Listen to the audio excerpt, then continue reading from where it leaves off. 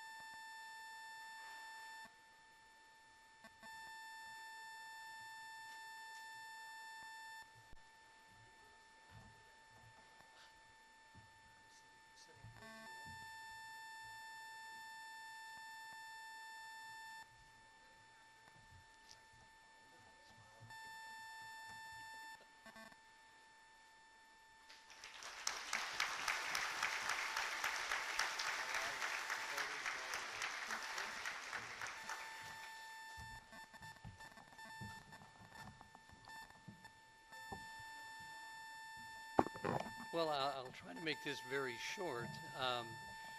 Pam and I are just stunned to have been selected for this award, and we can only say thank you, and we are so humbled and honored to receive it. When we heard it, we looked at each other, and our thought was that, why us? What did we ever do to deserve this? But I almost had it taken away because I did ask Dr. Ulrich if it also had a cash award associated with it. I would like to reflect it back a little bit. Back when I was in high school, there was a book that was written called Anti-Mame by Patrick Dennis. And it was a story about a young boy who is being raised by his rather eccentric aunt. And Pam and I both had read the book, and one thing that resonated with us was a quote from Anti-Mame that we've used in our lives. And that quote was that life is a banquet, and most poor souls are starving to death. And when you think of that, you know, that's what life is all about. It should be celebrated every day. And that brings us back to Iowa Central, because we look at this evening, the real star is Iowa Central. Iowa Central Community College. The word community is the key. They have provided the opportunity for students to enroll here and pursue their course of study in a way that no place that we're aware of can do as well. The faculty, the students, the support staff, and the many, many donors that support Iowa Central are all of the same thought. We want students to succeed. We want to provide a quality education that they can all make certain that they are able to have a good life after graduation. As a result of that, we also know that students can do their best learning when they have the ability to do it with less stress. And that's one of the reasons where providing scholarships is extremely important, that we can reduce that stress so they can spend more time on studies. As a result of that, once they graduate, we want them all to join that banquet table, to come to pursue their life dream, to have family. We know that there will be ups and downs, but there's nothing ahead of them but a good life. And at that banquet table, there are going to be many, many people surrounding them that are caring and sharing. And that's the key. Everyone wants those students to be a success. And that's one reason why we would like to say that that's how you learn that living is really the gift of giving. So thank you again, and we are most appreciative of this. Thank you. Thank you for the honor.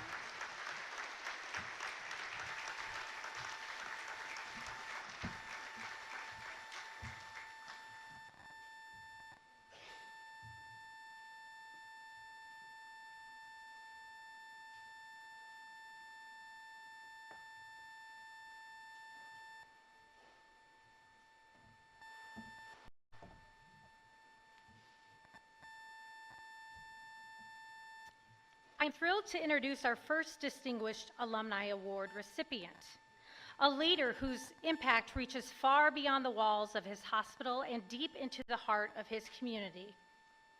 James Ropeman began his journey in healthcare as a radiologic technologist, earning his degree right here at Iowa Central Community College. From those humble beginnings, he rose to become the Chief Executive Officer of Pocahontas Community Hospital, where he has served with unwavering dedication for over 2 decades. Reflecting on his early days in healthcare, James shared, "The thing I learned early on was how important the relationships are that we have with our patients. The trust that they have with us as individual caregivers and also as a facility is a trust that is not equaled in any other profession." That deep respect for trust and connection has shaped his leadership philosophy and inspired a culture of compassion at PCH, one that every staff member carries with pride. James is not just a hospital administrator. He's a visionary. When the only daycare in Pocahontas closed, James didn't see a problem. He saw an opportunity. He led the creation of a new facility that now serves both hospital staff and families across the county. As he puts it, the daycare is probably one of the top highlights of my time at PCH. It is a prime example of what can happen when people come together and find a way to meet a need for the community. This initiative has supported over 30 families and 50 children, a testament to what rural healthcare leaders can accomplish when they think beyond the hospital walls. James's influence extends across multiple hospitals and communities. Since 2018, he has served as a rural liaison and an interim CEO for several regional hospitals. He credits this work with strengthening his own leadership.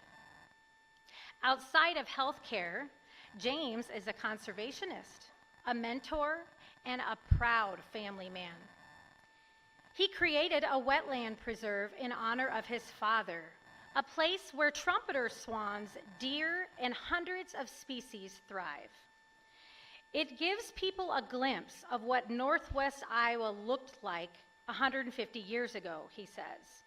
"I hope my legacy will be a legacy of the love of the outdoors, and that a few of the people I've worked with will someday talk about the impact I had on their lives, because they surely have impacted mine." James exemplifies the spirit of Iowa Central: service, leadership, and heart. Please join me in congratulating him as this year's Distinguished Alumni Award honoree.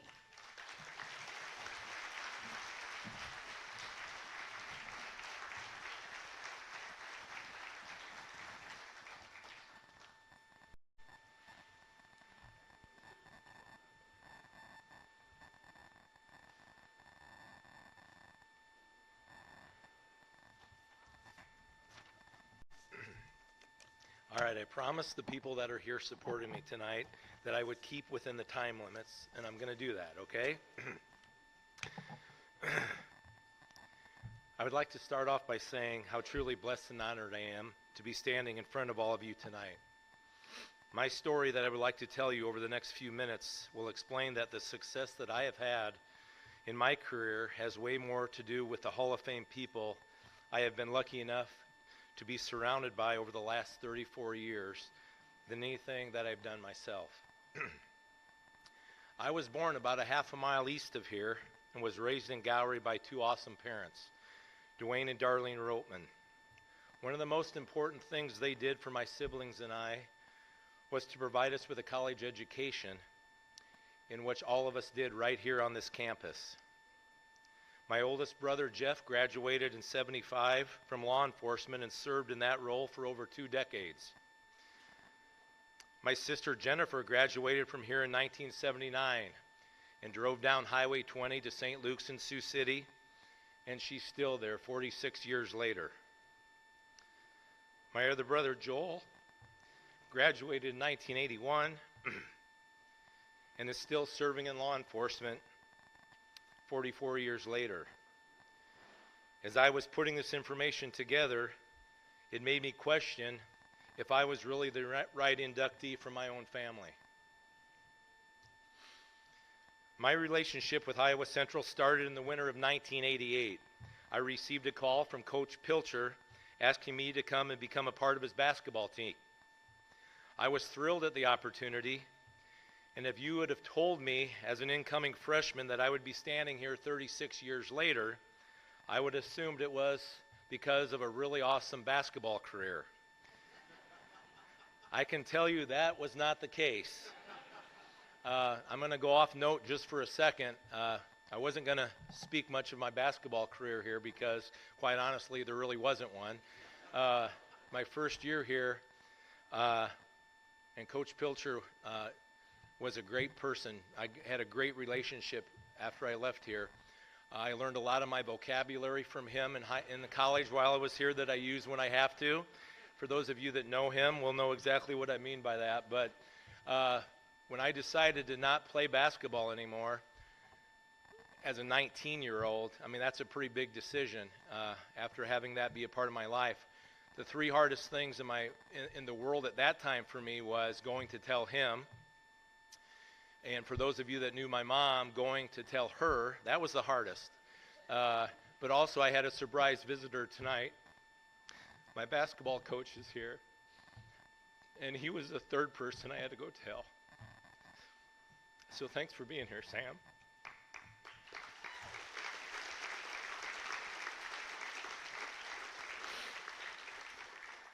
What did happen was that I was lucky enough to be a part of the first graduating class of radiologic technologists from Iowa Central in 1992.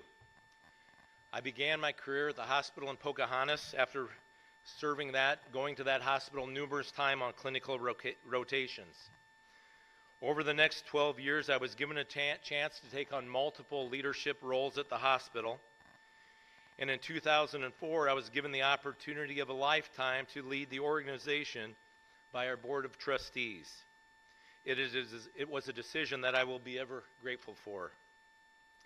It's given me the opportunity to work with approximately 120 people every single day that are committed to providing the highest level of care to the people that we serve.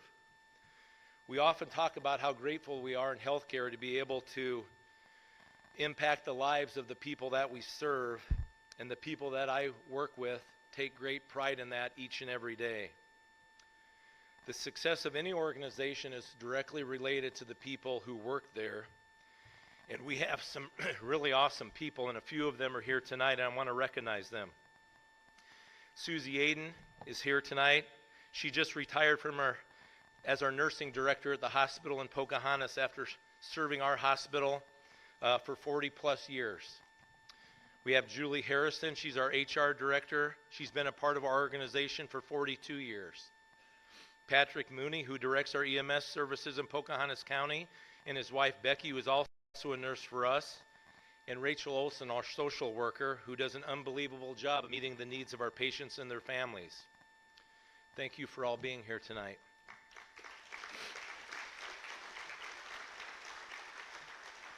We also have a fantastic hospital board who are committed to meeting the needs and missions of our hospital. Two of them are here tonight, Jody Lyon, who, believe it or not, is in her 12th year on the hospital board, and Rick Weingarten, who started on the hospital board in the year 2000, has been serving as our chairman of that board for the last 20 plus years. Rick was on the board in 2004 when they voted to take a chance on a 34-year-old x-ray tech as their next CEO. Over their last 22 years, he has been my biggest supporter, my biggest critic, and also one of my best friends. So thank you two for being here tonight. As you can see, I'm surrounded by Hall of Famers each and every day. Although this induction is a huge honor for me, the biggest gift that this school gave me walked into the radiology department in Pocahontas when I was there as a student in 1991. That's when I met my wife, Julie, who worked at the care center in town and was bringing a patient out for an x-ray. Our relationship started that day, and over the last 33 years, we have been blessed with 2 children, Nicole and Austin, son-in-law Chris, 3 grandchildren who are here tonight, Kason, Jack, and Haven, and Austin's girlfriend, Abby. Thank you for being here tonight. Thanks for not only being here, but also for the times that you were not the priority and that work came first. The success I have had is directly related to all of you and what you have given up for me. You're all Hall of Famers in my book. In closing, I would like to talk a little bit about this college. This college plays into the success of the hospitals that are located in this region. We are very fortunate to have a thriving healthcare system in and around the Fort Dodge region led by Leah Glasgow. Leah, thank you for your leadership, your willingness to make tough decisions, and for your friendship. This college annually graduates over 200 healthcare professionals each and every year in the fields of nursing, EMS, lab and medical assistant, and radiography, of course, who go on and fill the positions of the hospital in the Fort Dodge region, hospitals like Humboldt, Sac City, Lake City. At our hospital in Pocahontas, 46% of our staff currently have either graduated from this college, have had a relationship with it, or continue to have a relationship with it. And those numbers are very similar at all the hospitals in our region. There is no question that our hospitals would struggle more than what we do with workforce if it wasn't for this facility and the thousands of healthcare providers that they've put out over the last number of years. So all of you alumni that are here tonight, thank you for all of that.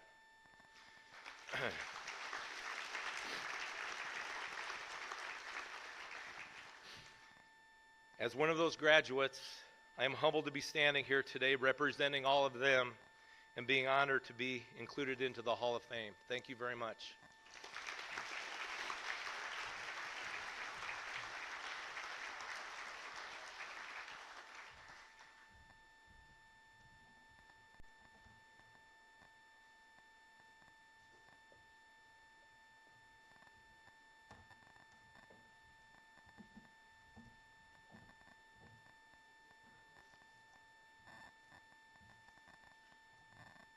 I am delighted to introduce one of this year's recipients of the Distinguished Alumni Award, a recognition bestowed upon Iowa Central alum who have made an exceptional contribution to their profession and their community. Today, we celebrate the remarkable journey of Dr. Thomas L. Williams, class of 1974. Dr. Williams began his path in education right here at Iowa Central, earning his Associate of Arts degree while serving as co-captain of the nationally recognized 1972 and 1973 football teams. He was honored with the Mike Aljo Award, a distinction given to a top male athlete who exemplifies leadership both on and off the field. Reflecting on those formative years, Dr. Williams shared with me, my participation on the football team was very important to me, as well as my relationships with Coach Shoup, Coach Daggy, Coach Stanley, Coach Malloy, and Coach McMurray. Playing in the National Championship Bowl game in 1973 was a great and rewarding experience, and being selected for the Mike Aljo Award was a tremendous honor. From these humble beginnings, Dr. Williams went on to earn his bachelor's, master's, and PhD in educational leadership, building a 41-year career in public education, including 33 years as superintendent across Iowa and Missouri. His leadership was transformative. In Muscatine, he was named Iowa Superintendent of the Year. In Kirkwood, Missouri, he led one of the top-ranked districts in the state, overseeing an $80 million budget and implementing nationally recognized safety and academic initiatives. Even after retirement, Dr. Williams returned to serve as interim superintendent in Algona, Iowa, a testament to his lifelong commitment to education. Beyond the classroom, Dr. Williams has served on numerous boards, including the Iowa Girls High School Athletic Association, the American Association of School Administrators, and the United Way. He's been a Fulbright seminar participant, a congressional intern, and a champion for youth athletics and leadership development. Dr. Williams embodies the spirit of Iowa Central: dedication, service, and excellence. His legacy continues to inspire educators, students, and leaders across this country. Please join me in congratulating Dr. Thomas L. Williams, a true distinguished alumni of Iowa Central Community College.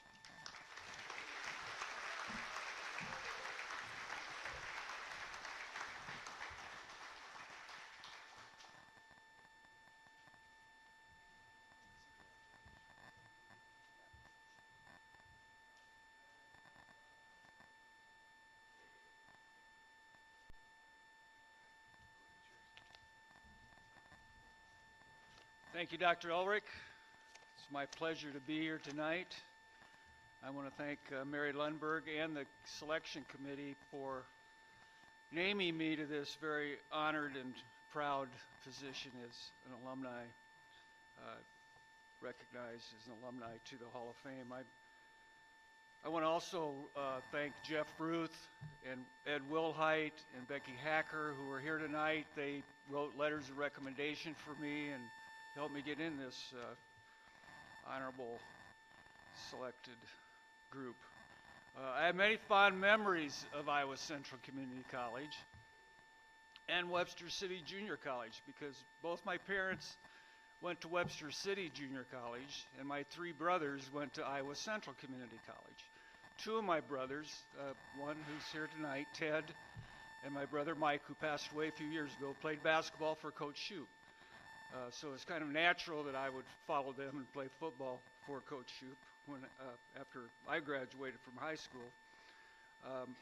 There's members of the 1972 Hall of Fame team and 1973 Hall of Fame team that are here tonight, and I was a member of both those great teams. I'd like them to stand and be recognized. They're here, they followed me.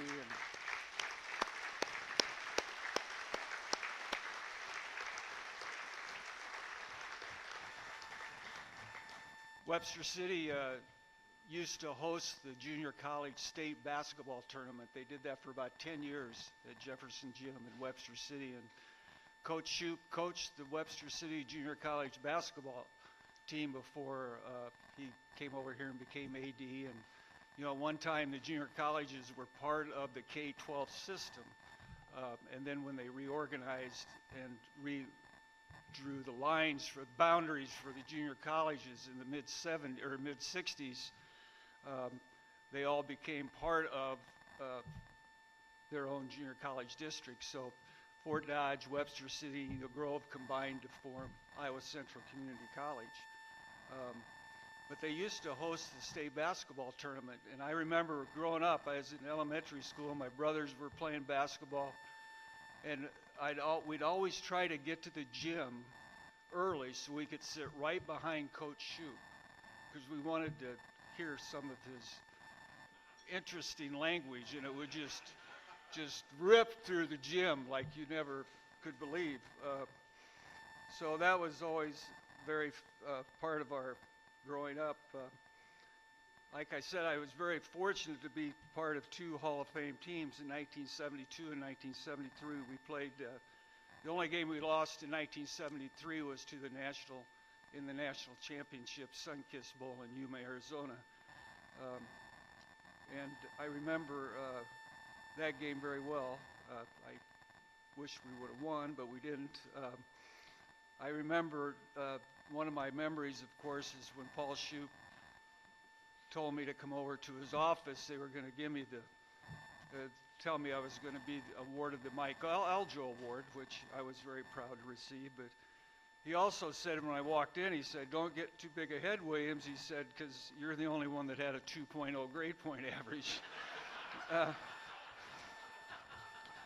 I think he was thinking, too, that I might have been the only one that didn't have a felony on my record. But so I was very proud of that. During my 34 years as a superintendent, I've had the pleasure to work with thousands of parents and teachers, principals, board members, and community people. I've always valued my education that started in the Webster City Community Schools, then went to Iowa Central Community Schools, then the University of Iowa, and then Iowa State University.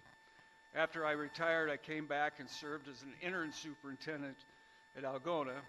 And I always kind of thought retirement was a little overrated, but I got it out of my system after I went to Algona. Algona was a great district. I just needed like one more experience before I was kind of ready to really retire. But I've always believed in service and served on several professional and community boards.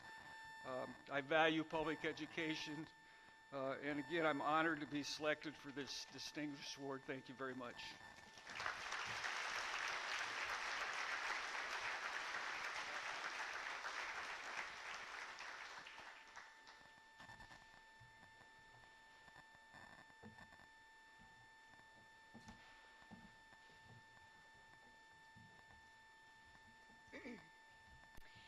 It is my great honor to introduce Distinguished Alumni Award recipient, Dr. Daniel Zinnel, a visionary leader, a tireless advocate, and a proud Iowa Central graduate whose impact reaches far beyond our state lines.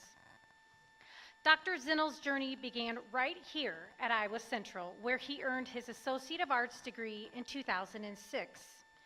He often reflects on how his time in the arts, choir, band, and theater shaped his confidence, his creativity, and his leadership.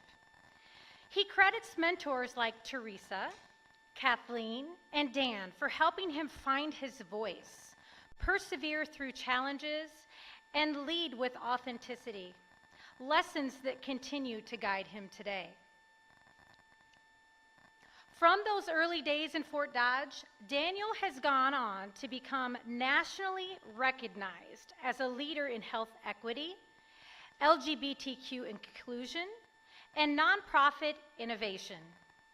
As CEO of Proteus, he leads a multi-state organization that serves thousands of farm workers and their families. Under his leadership, Proteus has expanded its reach. It's grown its budget to record levels and implemented life-saving programs. But Daniel's impact doesn't stop at the organizational growth. He's a builder of programs, of people, and of possibilities. He co-founded the LGBTQ Health and Wellness Conference, the Workplace Culture Summit, and the LGBTQ Leadership Institute. Initiatives that continue to empower others and create lasting change across Iowa and beyond. His leadership is rooted in values, authenticity, intentionality, humility, compassion, and joy. These principles guide how he builds teams, forges partnerships, and leads with purpose. And his advice for students today: find your passion and your purpose, and if you can, find both. Dream big, start where you are, and never underestimate the power of your story. Dr. Zinnel has received numerous honors, including the LGBTQ Legacy Leader Award, 40 Under 40, and the Community Vision Award. But as he says, the most meaningful recognitions are the ones that continue to grow, programs and movements that live on and lift others. Tonight we celebrate not just what Dr. Daniel Zinnel has accomplished, but who he is: a servant leader, a change maker, and a proud Triton whose legacy is still unfolding. Please join me in congratulating Dr. Zinnel, Iowa Central's 2025 Distinguished Alumni Award recipient.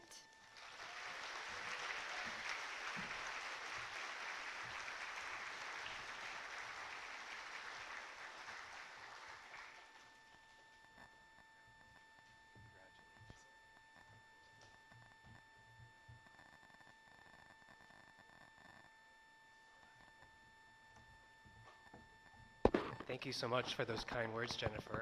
I feel like I want to know that guy almost now, too. He sounds too good to be true. Thank you, President Ulrich, for your incredible leadership. And thank you to Mary and the entire nominating committee, the foundation, for the incredible work that you did to put on this incredible event. Hi, Connie. How are you? Blast from the past. I'll come back to you. My journey actually started even before Iowa Central, about 30 miles west of here, outside of a tiny town called Pomeroy. Has anybody heard of it? I actually call Pomeroy Palmer, my graduating high school, the Kevin Bacon of Iowa. I'm not kidding. Anywhere I've ever been, somebody knows somebody from Pomeroy Palmer. I'm going to prove my point tonight. If you are from or have lived in Pomeroy, Palmer, Jolly, Angie Martin, TJ Martin, will you please stand up? Tom Beneke, David Pearson I saw. I don't even know who you are, but hi, Sarah. Thank you. Prove my point. What an interesting childhood I had. I have my two grandmothers here this evening, Darlene Zinnel and Carolyn Becker. I had the luxury of growing up across the road from Grandma Zinnel on our farm and learned tremendous life lessons from my entire family. I'm the youngest of four and learned so much from not only my parents of what hard work meant, but also from my siblings. And I'm going to, you're going to hear another pattern of siblings and other family going to Iowa Central, similar to James and Dr. Williams. I am the fourth out of our family to graduate after my sister Tanya, sister Kristen, and mother Linda, who all are graduates of Iowa Central as well. But I actually have random connections to James and Dr. Williams. So James, actually Rachel Olson, who's from Pomeroy originally, contacted me to come and train the hospital. And so that's where I got more acquainted with James. But actually James I knew because I dated his sister-in-law in high school. Interestingly, Tom Beneke, I dated his niece in high school, actually middle school. We'll come back to that in a second too. But I was in the original production of 6 on 6, which is what Dr. Williams was part of in transforming from 6 on 6 to 5 on 5 under the incredible direction of Miss Teresa Jackson. My first interaction at Iowa Central was not the best. I had an audition for the Encore Singers. And if you are familiar with the Encore Singers, it is the show choir for Iowa Central Community College, which I felt pretty confident I would get in. I felt good about going into the audition until Kathleen Schreier read my shirt. And I, to be honest, had never actually read my shirt. I just liked the design. It was a good color. I felt great. I had a tan. I had hair. You maybe saw photos when I actually had hair. It had a sun and a beach on it. And she read my shirt and was like, "Son of a beach?" She didn't believe me that I actually hadn't read the shirt, and so I think she thought I had some sort of attitude and didn't get into Encore Singers. But she taught me a great lesson: perseverance.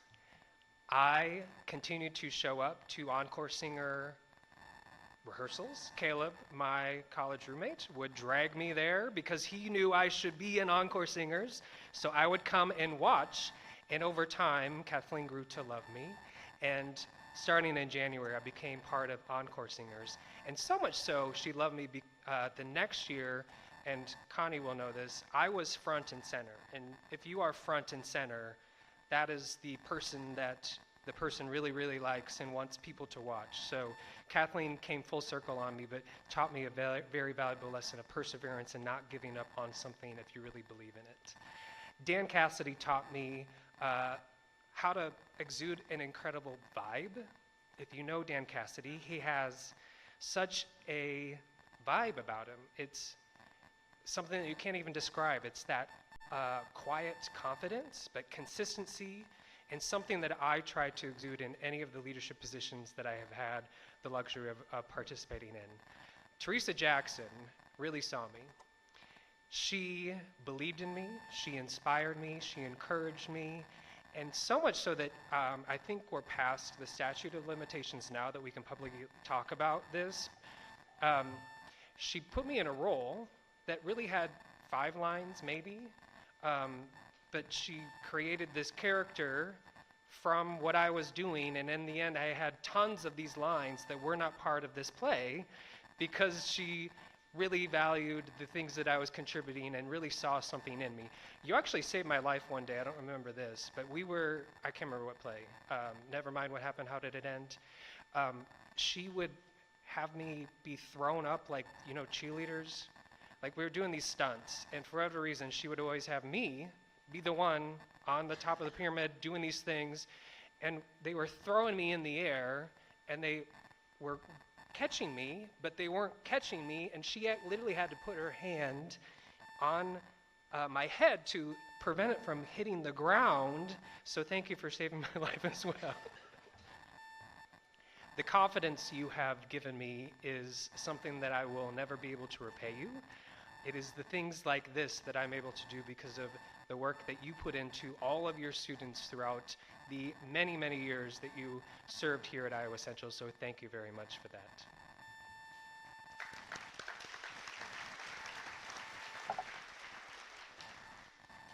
Iowa Central plays such a crucial role in my life. It was a monumental time in my journey as a human, of really understanding who I was as a person, and it was really at Iowa Central that I first came out to myself. And if you are familiar with anyone that has come out, the first step is really coming out to yourself. And that is what I did at Iowa Central. I didn't come out to anyone else at Iowa Central, but it allowed me to create the space for me to explore who I was and understand what my life could be. And if you've come out, you've had to have grieved the life you thought you were going to live and reimagine what life could be.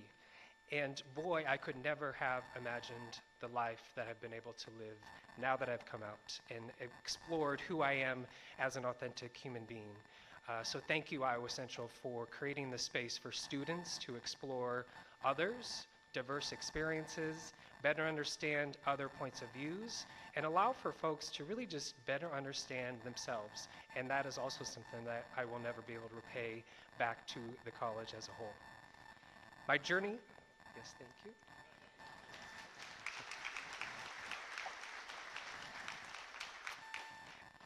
I'm making eye contact with random people. Zach Clark, 5th grade, Palmer, St. Edmund. I think we beat you, sorry. Hi.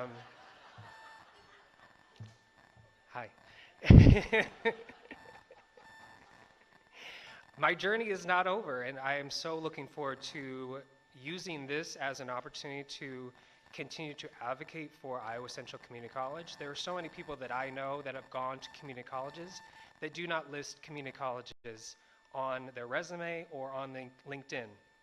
It is the thing that I am most proud of because it launched my higher education career. So much so that this is not to brag, and I'm very humble, but I'm just sharing this as encouragement for Iowa Central faculty, staff, and for everyone involved here. But I decided to apply for another graduate degree, because why not? But I'm exploring and doing a Master's of Public Health.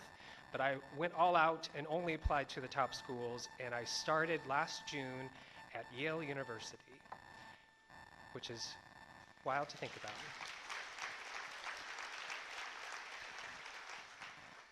I share this only because I hope it inspires others to dream big and realize that while Iowa Central is incredible, it's the foundation of our education here in this community, that there is so much more that we can dream and encourage. I would encourage others to hopefully explore what life could be like if we decide to dream big and go for it. So thank you so much for Iowa Central Community College for all you've done and contributed to my life. I will never be able to repay you, but thank you all so much for joining this evening, and have a great rest of your nights. Thank you.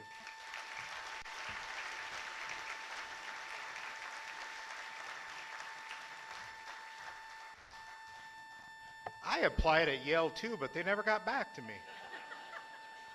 I didn't know they existed.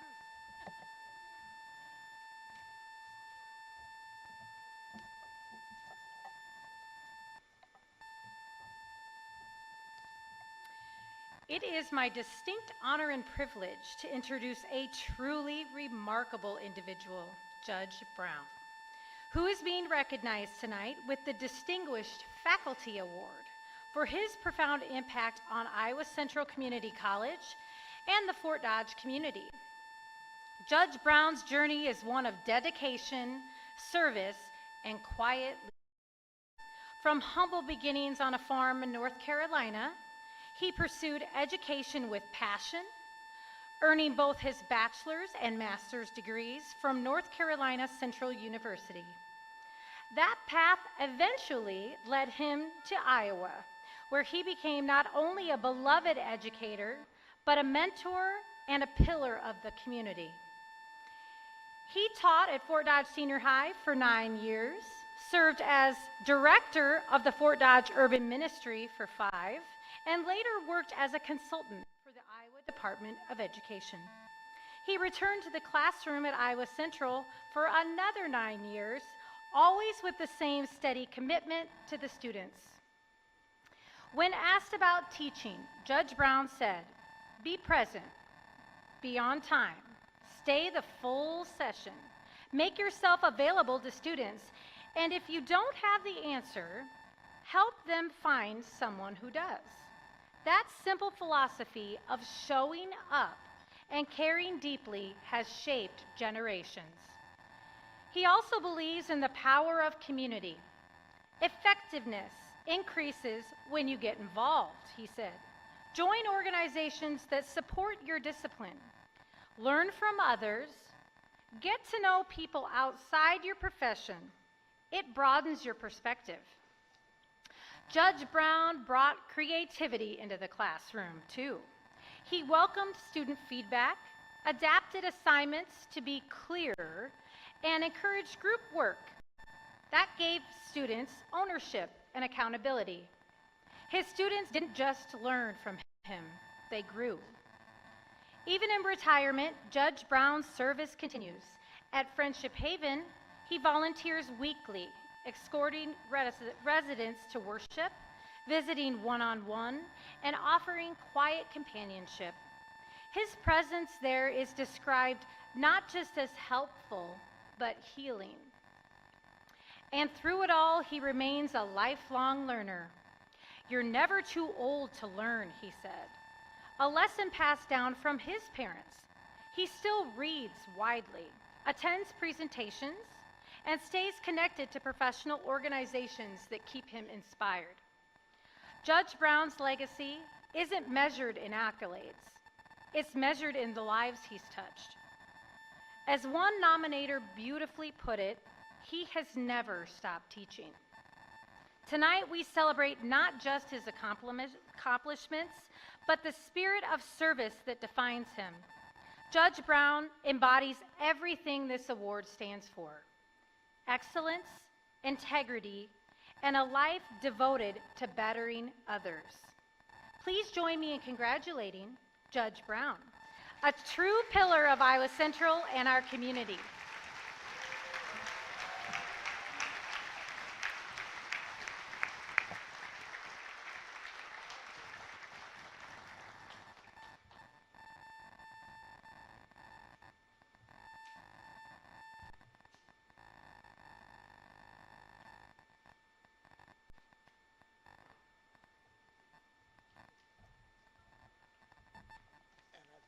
I'd better get my glasses.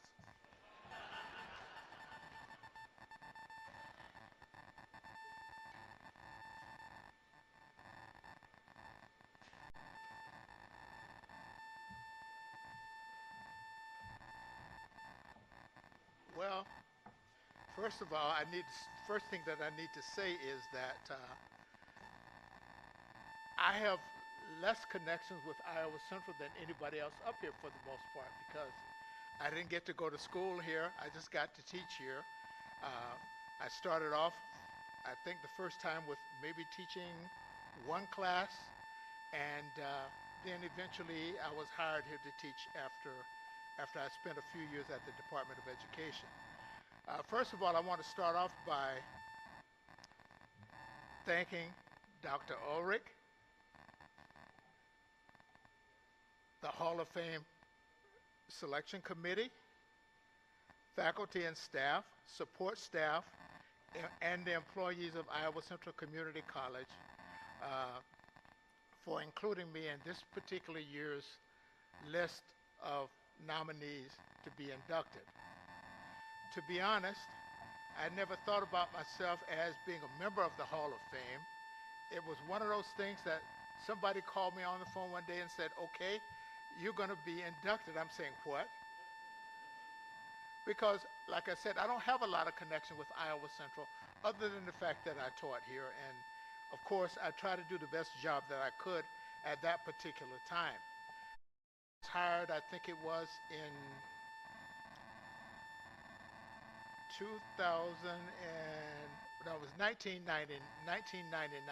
1998 was when I started.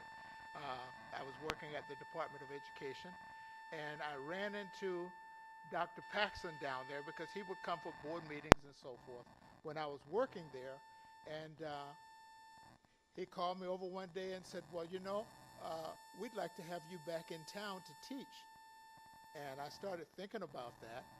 And by that time, I had gotten married. I'm a late person getting married. I was like 46 when I got married. But anyway, I had been married a couple of years, and I was starting to miss my wife being gone, except for Friday night, Saturdays, and Sundays. Then it was back in Des Moines for the rest of the week. So he talked to me about that, and at some point, I did decide that this would be a good opportunity for me to get engaged in. I moved here from Jefferson City, Missouri, where Lincoln University is. You know, there are two historically black colleges called Lincoln University, one in Missouri and one in Pennsylvania. And I had been approached about taking a job there when I finished my master's in 1973. I needed to find a job and quit working in a warehouse and doing the other things that I had been doing to make a living. But anyway, there was a teacher here by the name of Dennis Williams who lived in Jefferson City where Lincoln is. He's an alumnus of Lincoln University. He came home one weekend and he asked me about applying for a job there, about applying for a job here in Fort Dodge because he had been here 2 years and there was a vacancy here. And at that particular time, there was a teacher in the social studies department by the name of Bill Goodman. And some of you may know him because he was into baseball, I'm told. And he had taken a job in Minneapolis, and so the vacancy was left open. I came here for the interview and so forth, and everything went well. There was one problem that I had when I first got here. You know, I am from the South. I am from an area where there are a lot more black people than there are here, even today. In North Carolina, we represented 1 out of every 4 people in the state. And I know I talked to Dr. Berg and he said, well, what do you think after I spent an evening here? I said, well, I don't think anything. I haven't seen any black people yet. But anyway, I had dinner at Starlight and then went from there to the area called Pleasant Valley, and that's where I was first to see some black people, because I hadn't seen anybody. You'd think that you see a custodian or a waitress or somebody at the hotel. No, wasn't a black person working out there. But anyway, I did get to see some people that evening down in Pleasant Valley, and they said to me, we need you to come here. We need some teachers here, so why don't you consider coming? Well, that wasn't the thing that really got me here. What got me here really was the salary that they were paying. Because, you know, I don't know how many of you lived or worked in Missouri, but that state is on the cheap. They are. They definitely are. As a matter of fact, I had been working there at Lincoln for 4 years, and in 4 years, I think my salary had accrued by $1,000 in 4 years. And that was kind of slow, the way I was thinking. But anyway, I decided that I would give it a try anyway. But, you know, playing hard to get, I said, well, I don't know if I can take this job yet. I need to think about it. Knowing full well that with a $4,000 increase, I knew instantly when I saw the salary schedule, yes, Judge, you're going there. Even if you don't stay but 2 years, you're going to go to Fort Dodge and at least get that salary. Well, this is what? I think year number 49 or 50 or something that I've been here. So I haven't had any opportunity to leave. Not really. I was at home in North Carolina a couple of months ago, and I had a person looking at some properties for me, thinking that, well, you know, I'll be 80 next year, so I could spend my last, I'm going to be gone at 90 or 91, and that's my prediction of things, that I'll be gone, so I could spend the last 10 years with the family, you know, and just hang out there. But the rude awakening was houses smaller than the one that I live in, which has 3 bedrooms and 3 bathrooms, and out there they have no basements in most of those places because the water table is too high. Well, they want over $300,000 for those houses, and you know they're crazy. So the judge has already made up his mind that he will end up dying here because I can afford to continue to live here. So I will be here.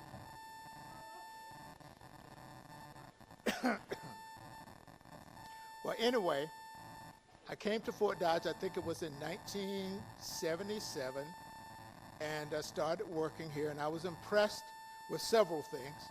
First of all, schools had money here. You know, we didn't have to scrounge supplies or anything like that. You go to the secretary and tell her what you want, and she said, oh, go back in the closet or the vault or wherever it was. Just go back there and get what you want. And I was shocked. You mean I can get what I want? Oh, yeah. And so that was a real sweet opening for me to get started. And I have to say, though, when I got to Fort Dodge, I thought the students were pretty good. I'm not saying that we didn't have a rascal or two, but it was certainly not the kinds of chaotic situations that they have in schools now. Students were very polite to me. I think everything worked out fairly well. Things worked out fairly well, and I got along just fine. And then I think it was, I had been here 9 years, and we had this thing called layoff. And obviously, I got caught in that because I was the least senior person in the social studies department. So obviously, on that basis, last come, first go. But anyway, I was able to go from there to the Fort Dodge Urban Ministry, and I worked there for 4 years. And then I applied for a position at the Department of Education in Des Moines. And that was another situation that came fairly easy to me, I thought. But they said I had what I needed to know to be able to work there. So I was able to be there for 9 years. Then Dr. Paxton was there at the board meeting one day, and he knew me because I had met him here, and of course he knew me, and that's when he approached me about coming to Iowa Central. And I was able to get that worked out, and I was here from I came here, I believe it was in 88 or 89 or somewhere in there, and I became a part of the staff, and I checked in as the equity coordinator because the district didn't have one at the time, and the college didn't have one either. So he and Dr. Paxton and Dr. Haggard worked out this situation where I would do half-time for the school district, half-time for the community college, and that seemed to have worked out fairly well. 2005, Dr. Haggard left the district because he was retiring, and I came to work full-time for the college, and here I became a part-time teacher as well as the equity coordinator, and ultimately that changed to where I was teaching full-time, and that was fine with me because, you know, equity isn't what it used to be. If you don't believe it, just read anything in the late news. We know that we have no equity and inclusion anymore. I've not heard a single word about multicultural education in years. So if they're doing something out there, it's unbeknownst to me.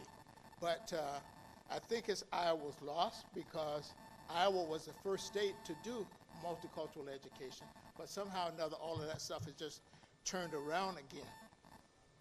But anyway, I stayed here until, I've been retired now 17 years or something like that. I was able to retire because we had early retirement program here, and I guess they still do. But I was able to retire in 2007 at the age of 61. And I have to tell you, I was not unhappy at that time because I thought it was just fine.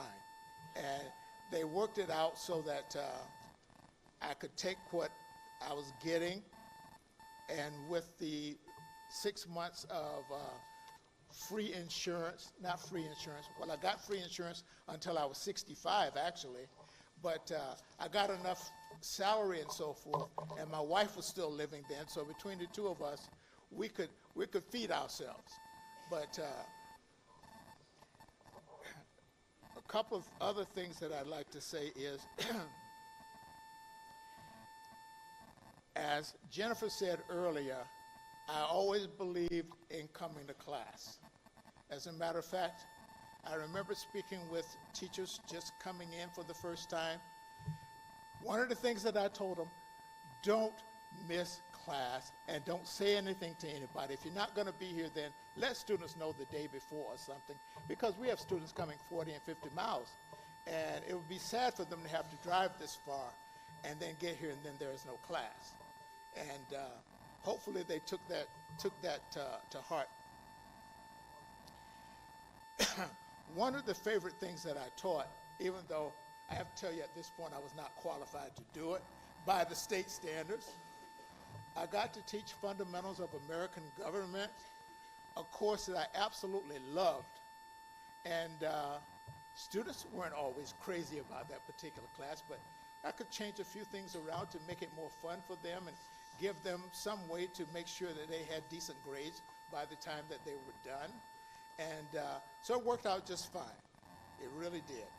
And I remember one of the last things that I want to say is that after having taught that class, I had a student say to me one day in front of the class, at the end of class, "Judge, don't you ever get sick? When are we going to get a day off?" And I said, "They don't pay me to not be here. They pay me to be here every day so that I can teach you folk and get you what you need to know." And the other part is, if you've ever taught and had a sub, working and preparing for a sub is worse than just coming sick. It really is. So you don't want the hassle of having to do that either.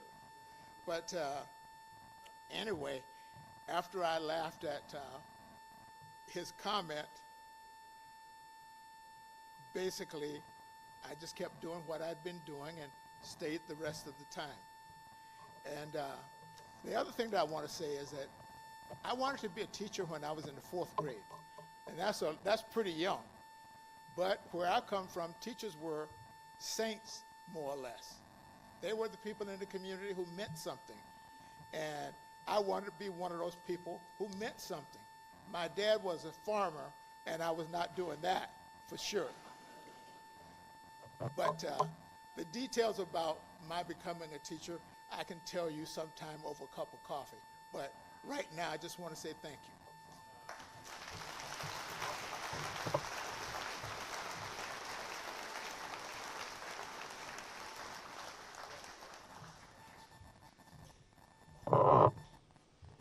Thank you, Judge, and I'm so happy you can't afford to live anywhere else.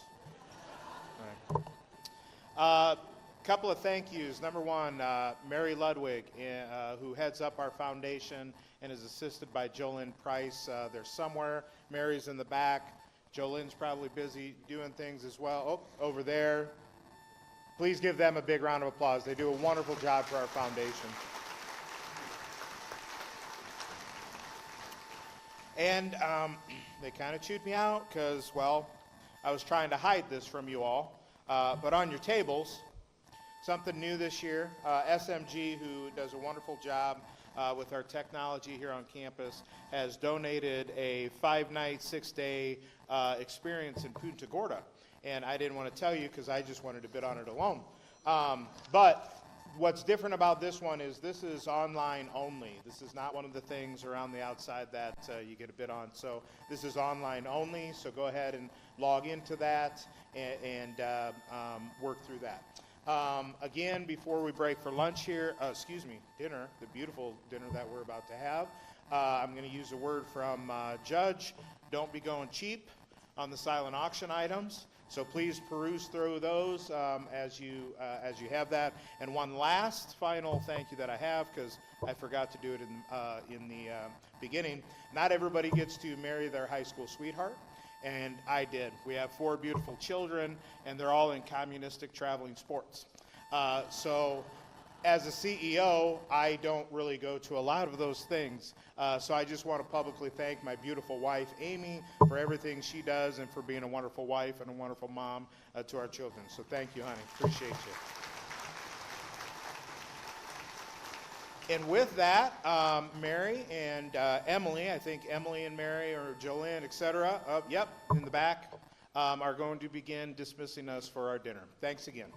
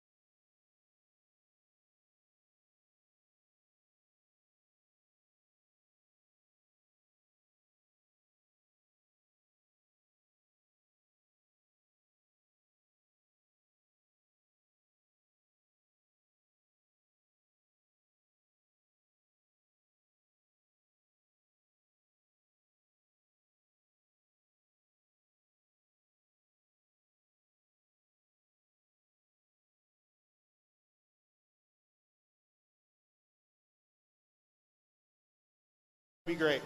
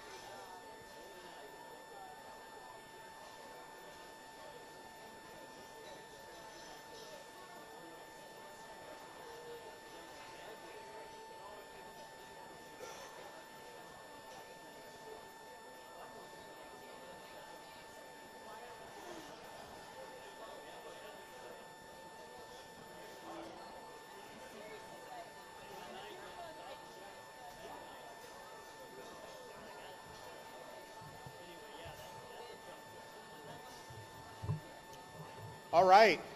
How y'all think Jennifer Dutcher did on those introductions? She do okay? Yeah, I think so too. We'll keep letting her do that. Please welcome to the podium our new athletic director, Guy Horn. Come on down, Guy.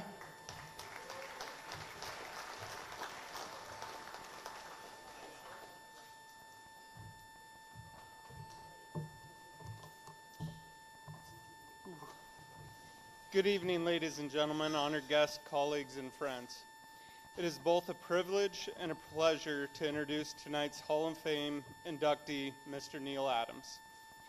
Neil's journey is one that crosses oceans, breaks boundaries, and perfectly reflects the spirit of dedication, excellence, and perseverance that this Hall of Fame represents.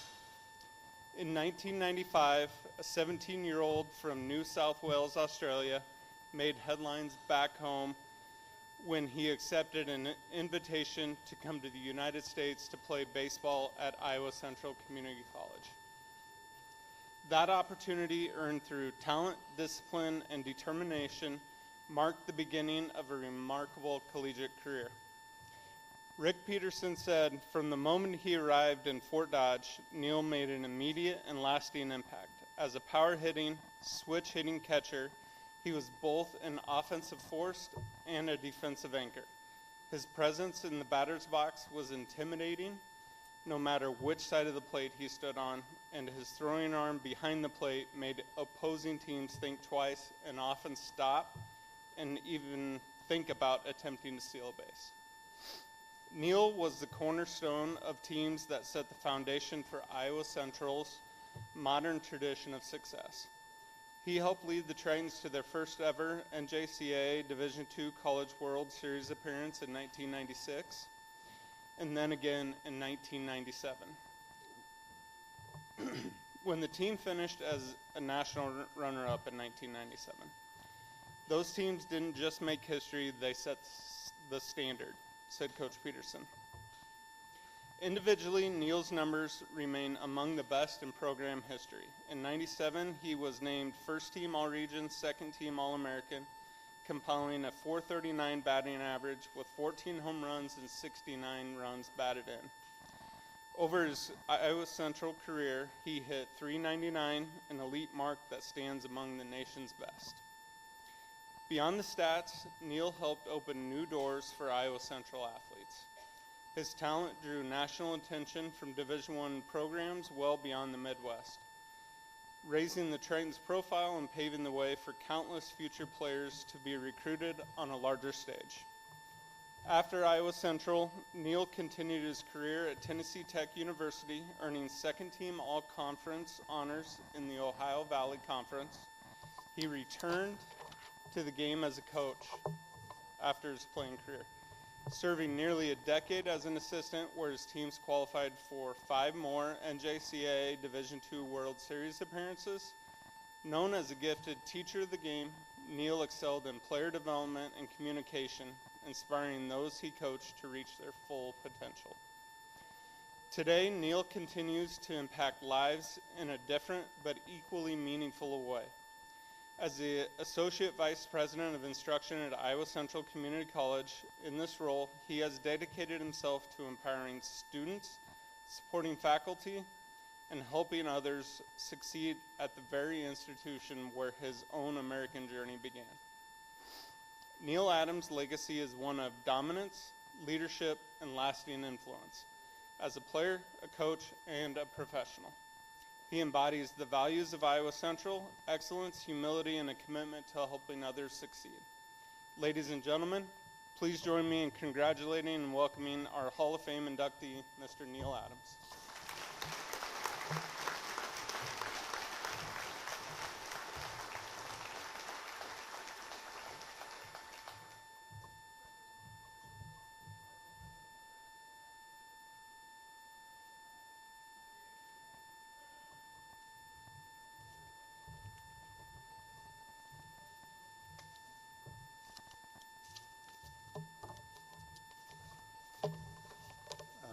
Firstly, I want to recognize and express how humbling of experience this is, to be recognized by Iowa Central, which has played such a big part of my life for so many years. When I first found out about this event and that I'd be inducted tonight, the first person I wanted to tell was my wife. So I waited all day, I went home, and I gave her the good news. And, you know, she was excited, she was happy for me. But then she turned to me and said, "Wait a minute, does this mean you have to give a speech?" I said, "Yeah, babe, I think it does." And without missing a beat, she turned to me and said, "Just don't be boring." So no promises, but here we go. So obviously, being from Australia, the first question most people have for me when they find out I live in the middle of Iowa is, why Fort Dodge? Why Iowa Central, and why I came here? Now, at the time being recruited out of high school, I really didn't know much about the college system or Iowa at all. Other than the Field of Dreams, the movie, I had never heard of Iowa. And unfortunately, the movie Twister had not been released yet, so I had no idea what I was getting myself into. But after representing Australia at the under-17 level, I was noticed by a scout by the name of Bill Clark from the Atlanta Braves, who actually lived in Missouri when he was a scout for the Reds back in the day. and he gave my name to a few schools he knew of in the Midwest, and I started receiving some phone calls from junior colleges in the area. The recruiting process all happened before the internet. I didn't have many resources to go off to make a decision. All printed materials came by a snail mail, which is about a 2-week lead time from Fort Dodge to my hometown. I wasn't making any college visits, unfortunately. So pretty much all I had to go with was phone calls from my coaches and so forth. I don't know how many of you ever called internationally before, but there's really only one rule you have to follow when you call someone in a different country, and that's realizing there's a time difference. The problem was apparently college coaches in the middle of Iowa couldn't figure that out. So actually the funny thing was this lack of understanding was pretty much the reason I ended up choosing Iowa Central. So my final decision had come down to 2 different schools, and I really had no idea what to do. And then one night, middle of the night, pitch black, I was awakened by my father, who was hitting me over the head with a telephone. He was there standing next to me, proud as can be in his whitey tighties, and he was pissed off. Apparently we'd received another late night phone call, and he was less than impressed. And I'm pretty sure his exact words were, as he gave me the phone, "You tell this stupid bastard, if he can't figure out the time difference, you're not playing baseball for him." There it was, decision made, DMAC was out, and I came to Iowa Central.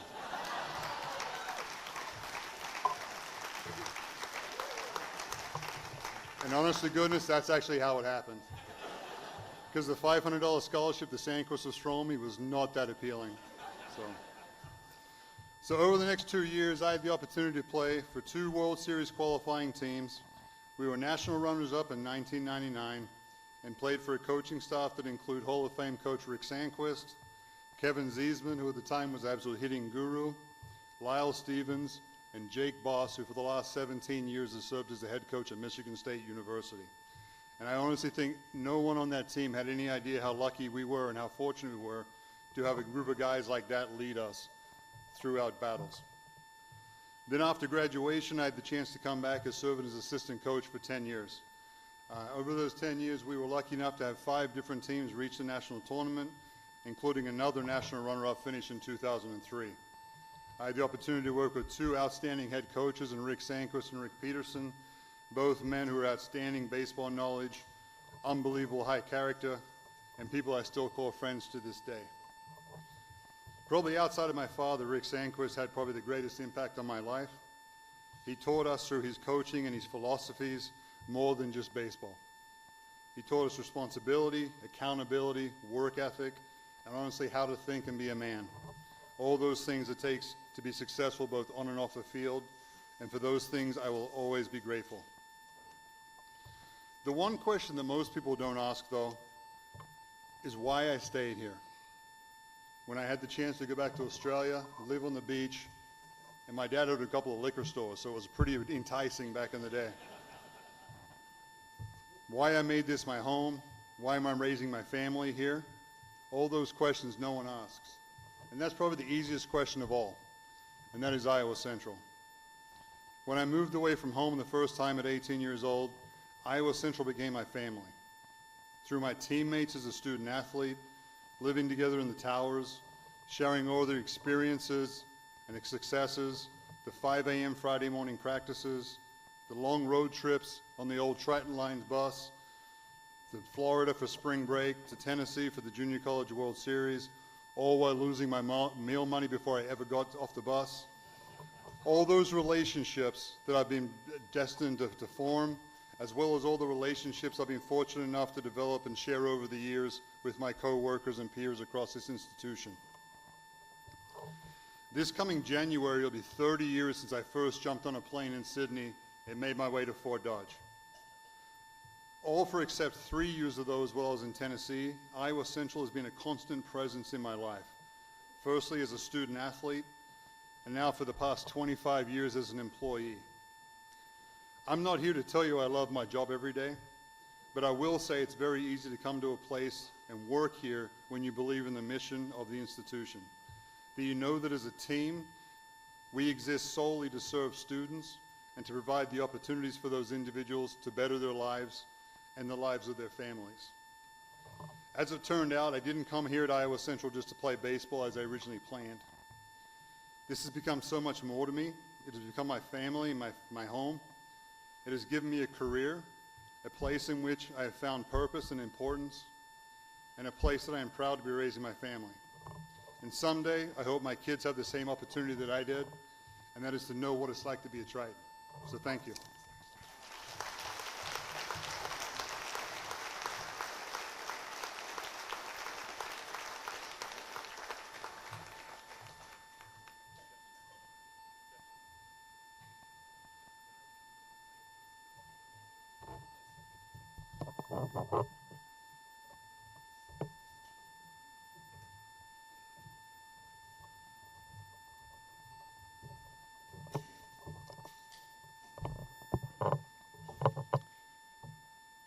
Next, it is my privilege to introduce a remarkable athlete, leader, and role model, Miss Jessica Gunderson, a true champion both in sport and in service.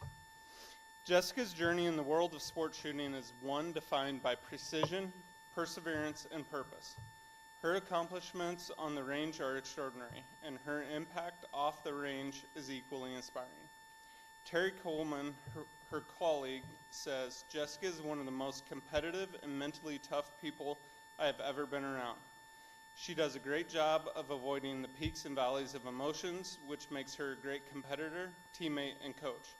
I think of many times that I showed up in the range and Jessica wasn't already there, working on her craft to make small improvements for her students or herself. In 2016, Jessica announced her presence in a commanding fashion, capturing the ACUI Women's National Trap title, the ACUI Women's Regional Trap crown, and the Iowa SCTP Women's State Trap Championship all in the same year. She continued her dominance in 2017, successfully defending the Iowa SCTP title and earning the prestigious Iowa State Junior Olympic Trap Championship. That same year, Jessica was honored as the Iowa Central Female Athlete of the Year, recognized not only for her excellence in trap shooting, but also for her contributions to the marching band and pet band, showcasing her versatility and dedication to her college community. Her pursuit of excellence carried forward to Missouri Valley College, where she built upon her legacy. Among her many accomplishments, Jessica claimed the 2018 ACUI Regional Skeet Championship, finished as a runner-up in the 2018 ACUI Regional Super Sporting Clays, and continued to place amongst the nation's best with multiple national and regional top finishes, including runner-up honors in the 2019 ACUI Women's National Olympic Trap and the SCTP National Trap Championship in 2021. They use a lot of letters in all of their events. Her success was historic. Jessica became the first ever Missouri Valley College shooting sports athlete to be named the ACUI All-American Team, a testament to her unmatched commitment and competitive excellence. Beyond her athletic achievements, Jessica's impact reaches deeply into her community. She has dedicated countless hours volunteering through her church music ministries, performing in the Sacred Heart Church Orchestra and Choir, as well as the St. Martin's Church Choir in Odebolt. She also honors those who served our country as a proud American Legion TAPS volunteer, using her talents to serve with dignity and compassion. Jessica Gunderson's story is one of passion, perseverance, and purpose. She embodies the highest ideals of this Hall of Fame. Excellence in competition, leadership in community, and character that inspires all who know her. And so tonight, we proudly recognize her outstanding accomplishments and her unwavering commitment to represent her sport, her college, and her community with honor. Ladies and gentlemen, please join me in congratulating and welcoming our Hall of Fame inductee, Jessica Gunderson.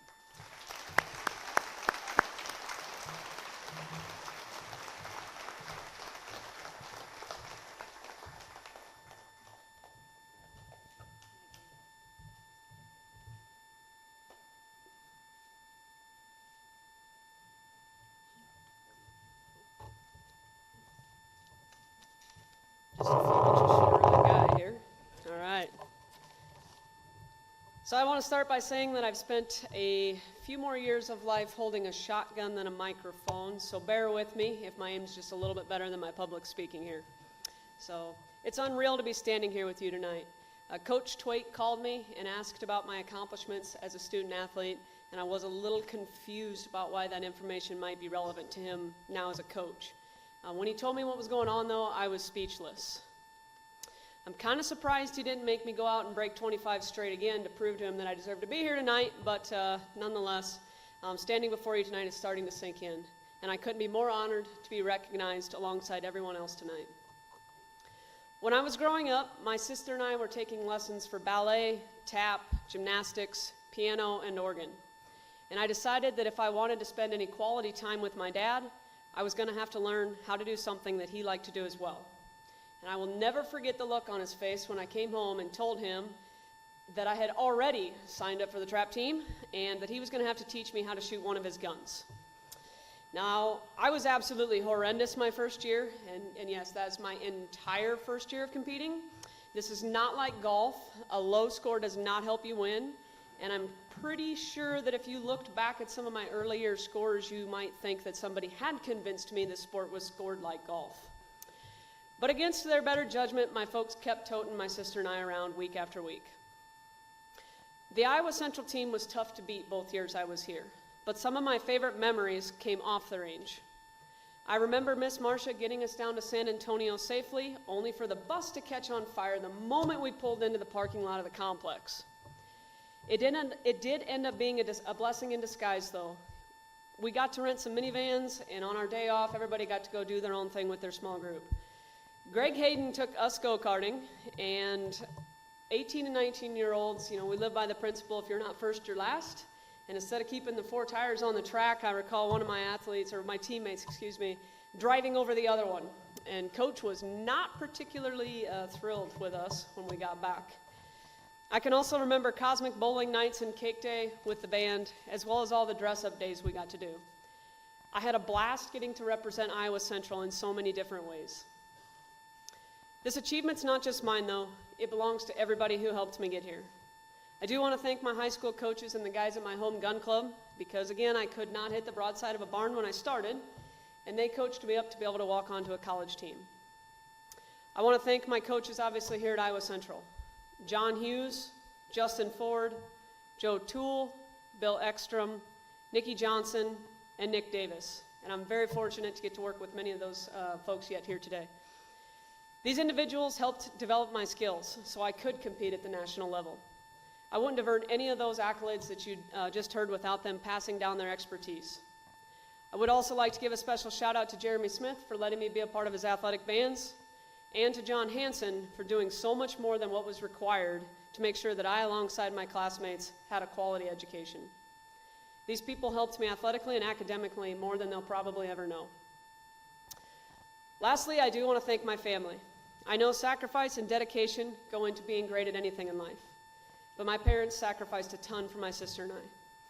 Shotguns, if you haven't purchased one recently, are just a little bit more expensive than basketball shoes, maybe by a 0 or 2. And they gave up valuable time in the field to haul us around for weeks on end. I really don't say it enough, but thank you guys. It took a village to get me here, but your support was the foundation for where I am today. This sport has taught me so much more than just how to shoot.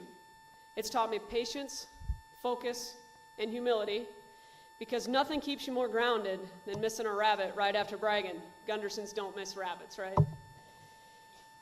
This program taught me lessons off the range, like teamwork, sportsmanship, and giving your best regardless of the situation. I had a teacher in high school tell me that I was not smart enough to get a degree in math, so I studied hard, and with the help of my professors, I earned a bachelor's degree in it. I had a teammate tell me I wasn't good enough to be on the travel team, and when I first got here, he might have been right. But with hard practice and the help of my coaches, I was able to win a national championship. I had a professor tell me at Missouri Valley I wasn't talented enough for a degree in music, so I worked hard, and my first master's was in music. Standing here tonight, I'm overwhelmed with gratitude. I'm proud of the work we did. I'm proud of the people I got to do it with, and I'm proud to continue coaching here and forever be a part of the Iowa Central legacy. So thank you again to the selection committee, my teammates, coaches, family, those that have traveled to be with me here tonight, and the good Lord above. Every day is a great day here at Iowa Central. Thank you very much.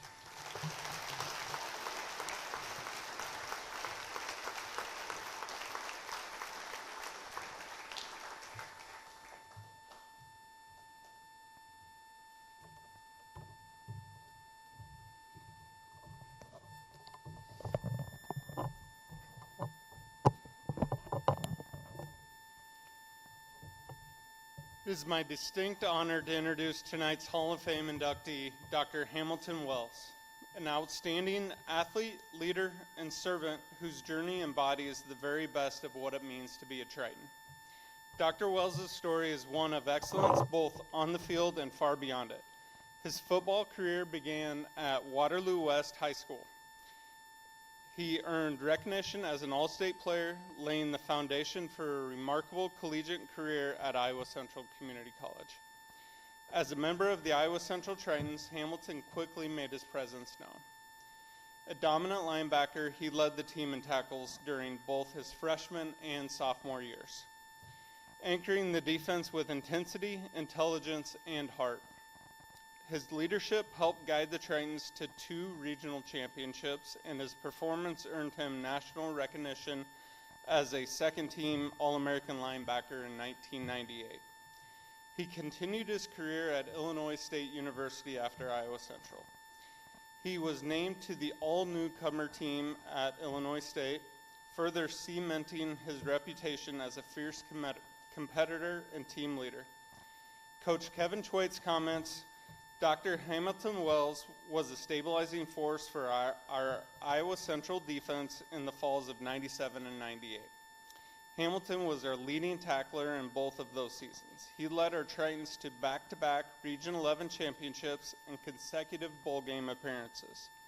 Voted second-team All-American his sophomore year, this 2-time All-Region performer epitomized what Iowa Central was hoping to stand for.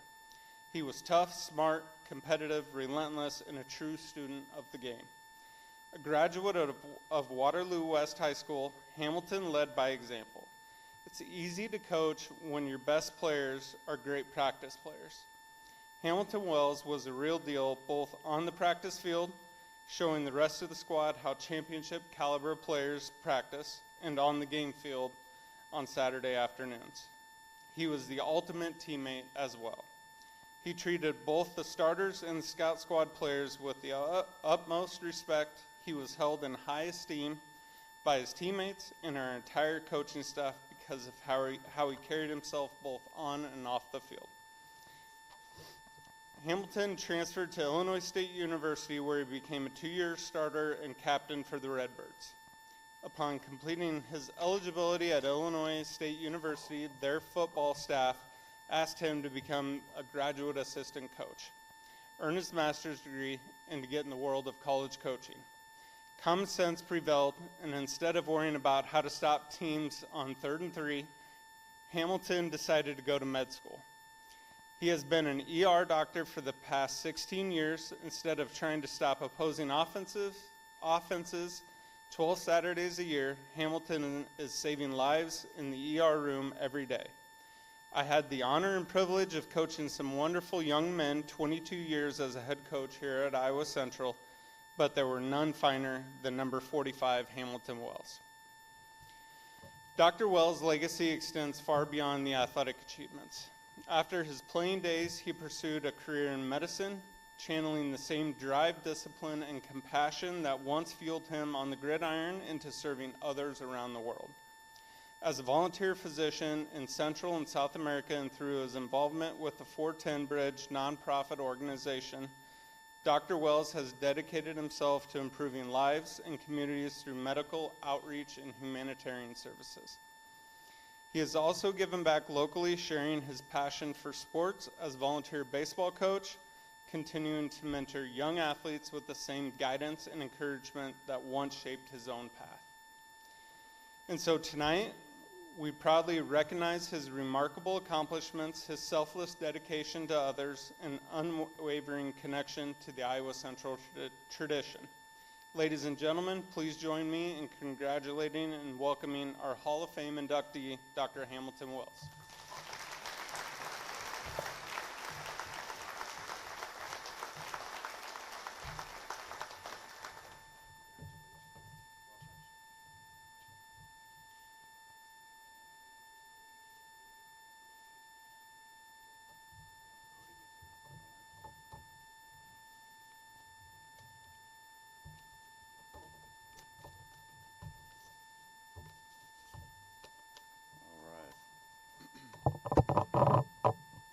Thank you. Good evening, everyone. First and foremost, I want to thank the Hall of Fame Committee for this incredible honor. Being inducted into the Triton Hall of Fame is something I never imagined when I first walked onto campus here, nervous, excited, and unsure of where this journey would take me. To be standing here today surrounded by my coaches, or Coach Quate, mentors, family, and friends, it's truly humbling. Iowa Central Community College was more than just a school to me. It was a second chance, a place where I found direction, support, and a sense of purpose. This community believed in me before I fully believed in myself. It gave me the tools to grow, not only as an athlete, but as a student and as a young man.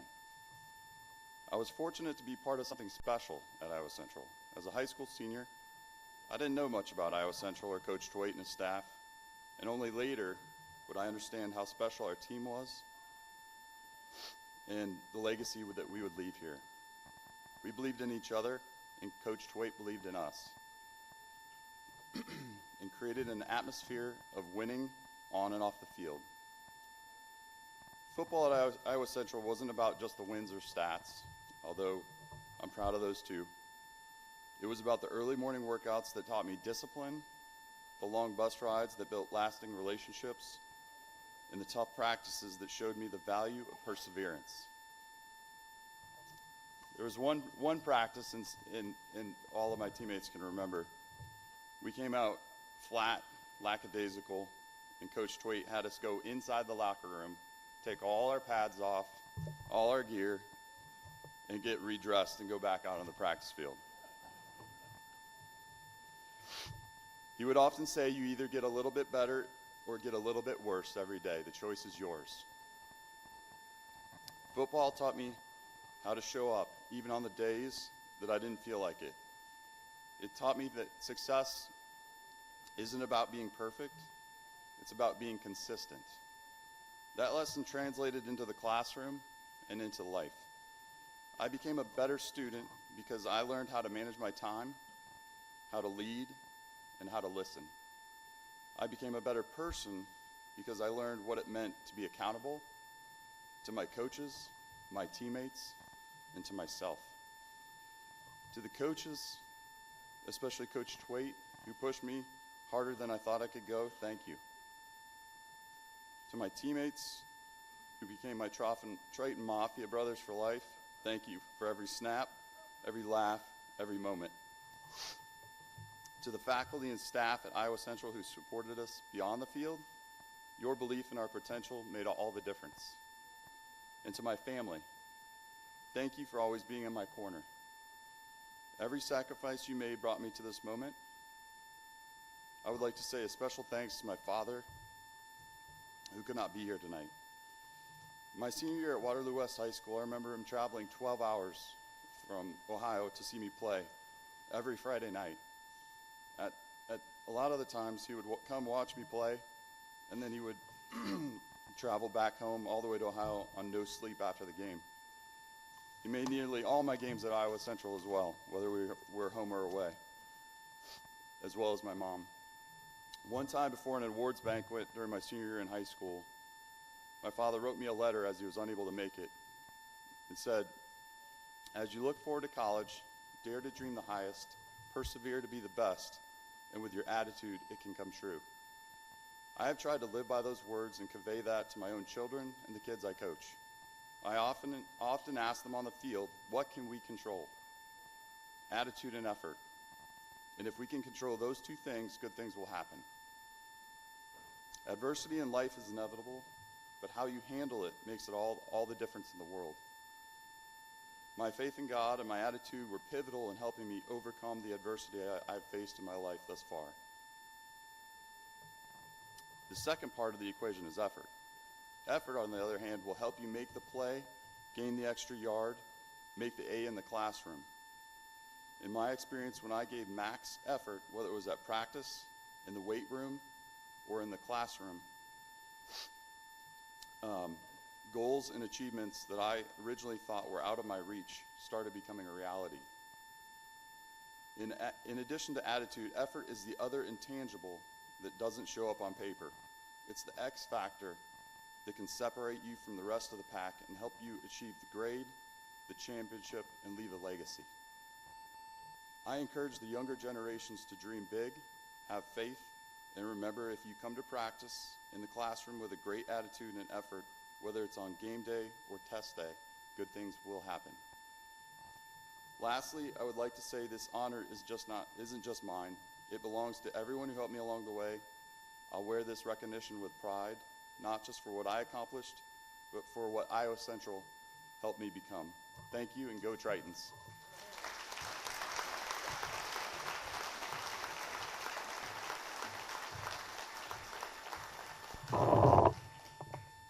Well done.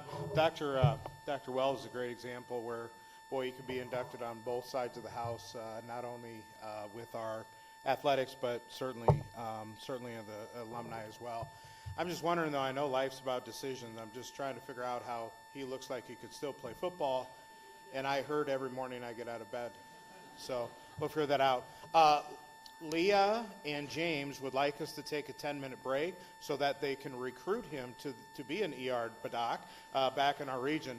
But before we do that, I want to bring our Great Western team out here. Come on out, folks.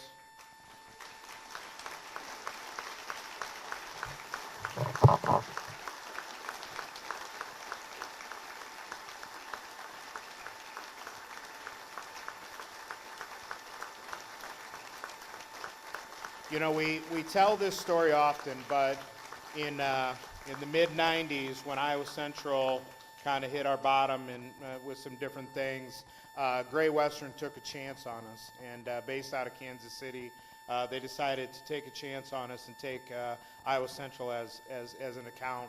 And it's been an absolutely wonderful partnership. The food that you all ate tonight is just a sampling of the food that our kids get each and every day, and the quality, and they're just a great partner. So again, give a great round of applause to Great Western as we go into a 10-minute break. Well done. Well done, everybody. At the end of the 10-minute break, when Guy starts to introduce the soccer team, is when the bidding is going to be closed on silent auction. Don't forget the online one for the trip down in Florida. Don't forget that one. But please be generous, as all of this money goes to support not only scholarships, but the various things we do at the college that we need funds for. Thank you.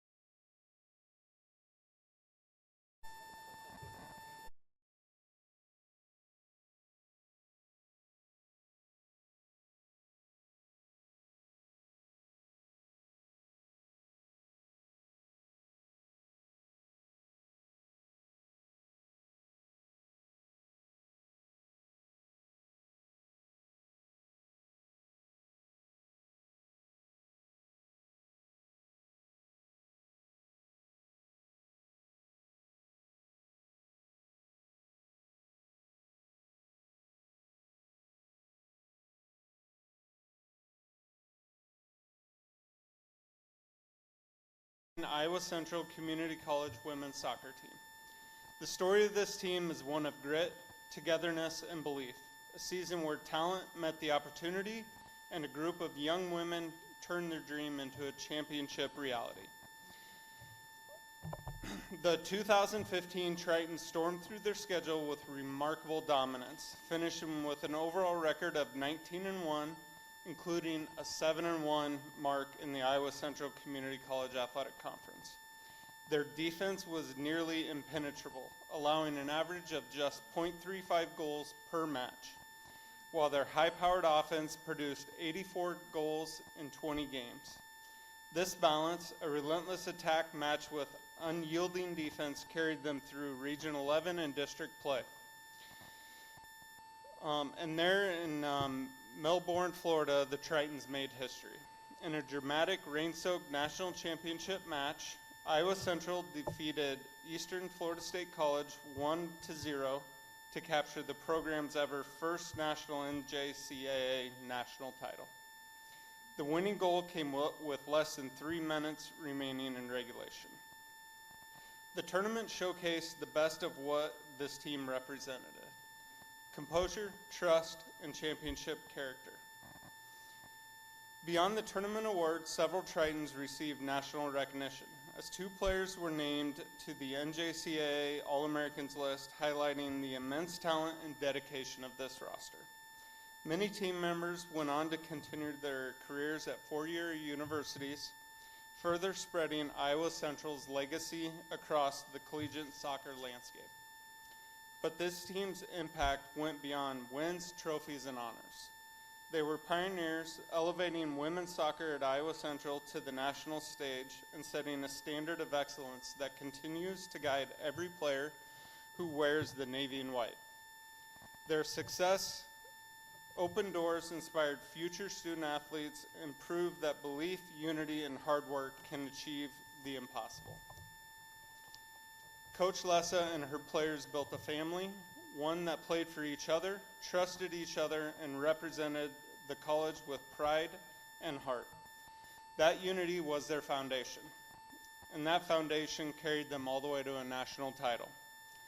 Ladies and gentlemen, please join me in congratulating and welcoming into the Iowa Central Athletic Hall of Fame the 2015 Iowa Central Community College women's soccer team, the NJCAA Division I national champions. Coach Erica File will come up and talk and introduce the team.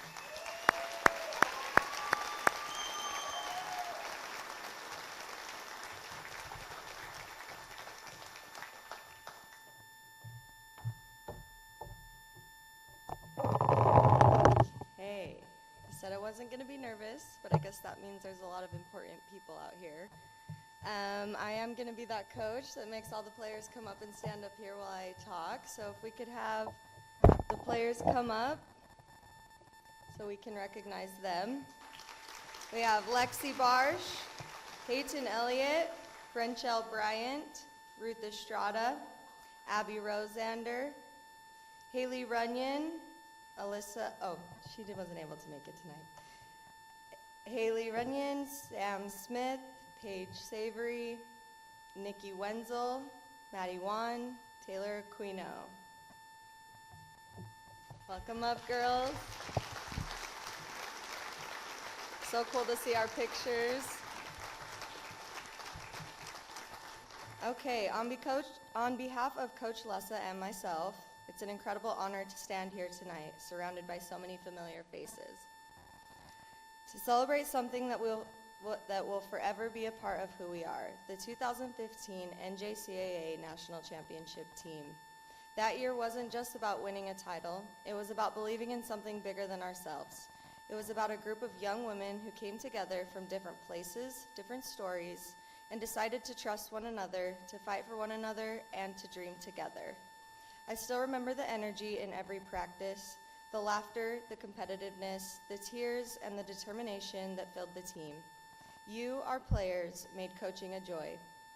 You showed what it means to work hard, to stay humble, and to play with heart. You taught us just as much as we taught you. You reminded us why we love this game, because soccer isn't just a sport, it's a teacher of life. To our staff and to our athletic director of the time, Coach Sandquist, to Mr. Beneke and Dr. Kinney, thank you for believing in our vision and for trusting the process. Thank you for giving us the space to build a culture, not just a team. Championships are never won by one person. They're built by a family of people who believe, who sacrifice, and who never give up. When I look back, I don't just see the moment we lifted the trophy. I see the mornings you didn't feel like running, but ran anyway. The bus rides filled with music and laughter, the quiet moments before big games, when you looked at each other and you knew, we've got this. And that's what makes this team special. You didn't just win, you inspired. You created a legacy that lives here at Iowa Central, one that future players will look up to and try to match. Tonight isn't just about remembering what we did, it's about celebrating who we became, champions in sport and in life. From the bottom of our heart, thank you for allowing us to be part of your journey. You are forever our team, our family, and our champions. Never forget, together no matter what. Congratulations, 2015 Iowa Central Women's Soccer.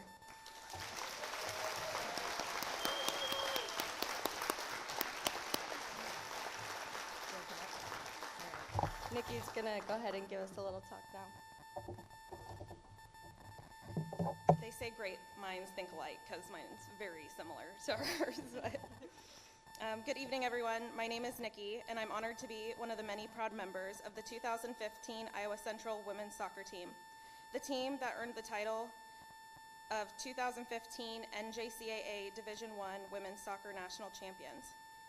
I stand before you tonight deeply humbled to accept our induction into the Triton Hall of Fame and speak on behalf of our team, many of whom made an incredible impact but unfortunately could not be with us here this evening. And thank you to you girls for being here there's 7 people out of this small group. This is about less than half of our team. 7 of them are from out of state. So thanks for being here. As we celebrate the 10-year anniversary of that unforgettable season, I want to take a moment to reflect on that journey that brought us here. 10 years ago, we were a group of young women from all corners of the globe: Florida, Nebraska, Iowa, Utah, Brazil, Colombia, and Australia. 26 freshmen and only 3 sophomores, brought together by a shared dream and love for the game. We were different in language, culture, and background, but united in heart, grit, and purpose. That season was more than just a 19-1-0 record. It was a story of resilience. After our only loss to Iowa Western in overtime about halfway through the season, we came back stronger, defeating them not once, but twice, including in the regional final. That loss reminded us of how we never wanted to feel again, and we used it as fuel for the rest of the season. We didn't just win games, we earned respect, built trust, and secured our place in history. We became the first Iowa Central soccer team, men's or women's, to win a national title. We scored 84 goals, allowed only 7, and shut out 14 teams. But those stats only tell part of the story. What truly defined us was our unity. We didn't rely on a single captain. We held each other accountable, lifted each other up, and played as one. What made our team truly special was our depth. We were known for constantly changing our lineups and formations, making it nearly impossible for other teams to prepare for us. No spot was guaranteed. We were always being evaluated, and we earned our places. Everyone had a role, and we supported each other no matter what that role was. Some of my favorite memories from that season include our pregame movie nights where phones were left at the front of the classroom so we could be fully present watching motivational sports films, often based on true stories. One of our favorites was Remember the Titans, which inspired our own slogan, Remember the Tritons. Assigned seating on away bus trips, helping us connect beyond our roommates and cultural backgrounds. The preseason bus trip to play games in Utah and Wyoming. The Brazilian cookouts filled with amazing food, dancing, and singing. The daily ice baths in the trainer's room, where we belted out Fergalicious so loudly that I'm pretty sure Caleb knows every word by heart now. The team prayers before games and walking to field hand in hand. Playing the championship game in the pouring rain, and yes, the taste of McDonald's French fries after the championship win. And I can't forget everyone's favorite, the 8 full field sprint fitness test, the beep test, early morning practices, and all the bear crawls, planks, push-ups, and sit-ups. Okay, might not be favorites, but they built character. Just a reminder, girls, never say you can't do something. Looking back, it's hard to believe that this was 10 years ago. The blood, sweat, tears, laughs, and dog piles from the fall of 2015 are immeasurable. We want to thank our coaches, Coach Lessa, Erica, and Aaron. Your passion and dedication shaped our season. You recruited and built this team with intention, getting to know us as people, learning about our families, and guiding us with discipline, structure, and care. From fitness plans and curfews to team meetings and goal setting, you created a culture that set us apart from everyone. Thank you for taking a chance on every single one of us and creating this incredible team. To our athletic trainer, Caleb, thank you for being our rock. You are our quiet cheerleader. You're a quiet cheerleader, keeping us healthy and grounded behind the scenes. I remember accidentally calling you Dad once while trying to get your attention, and honestly, that says a lot about how much we relied on you. Physically, I don't know if our bodies would have been able to go through the demanding season without you. To our families, thank you for supporting us from near and far. Many of you traveled to Florida for nationals, took photos throughout the season that we'll cherish forever, brought post-game snacks, made necklaces from beach shells, and wrote messages in the sand that we could see from our hotel rooms. You hosted our international teammates during holidays and weekends and made sure no one was left out. Your love and support never went unnoticed. And to the Iowa Central community, thank you for believing in us. Your encouragement helped us push through that homesickness, language barriers, long practices, and the pressure of expectations. A special thank you to those who took the time to nominate us, Coach Pablo Rodriguez, Caleb Baker, and former President Dr. Kinney. And thank you to the committee for selecting us for this year's Triton Athletic Team Award. We are so grateful that Iowa Central brought us together, and Fort Dodge will always hold a special place in our hearts. It's amazing to come back to campus and see all the improvements that have been made since we were here last. I know we all would have loved to play on that brand new turf field. To my teammates, you are my sisters. Whether you went on to play professionally, coach, serve in healthcare, own a business, became a mother, or mentor others, You continue to inspire me. Sorry. You showed that greatness can come from anywhere, even a small town like Fort Dodge. I invite you to take a look at your championship ring and the letters engraved on the lower banner that read TNMW, together no matter what. Tonight, as we celebrate the induction, we also celebrate the legacy we built, one that opened doors for future Tritons and proved that with heart, hard work, and unity, anything is possible. Thank you for this incredible honor. We are proud to be a part of Iowa Central's history and even prouder to be a part of its future. Please always remember the Tritons. Thank you.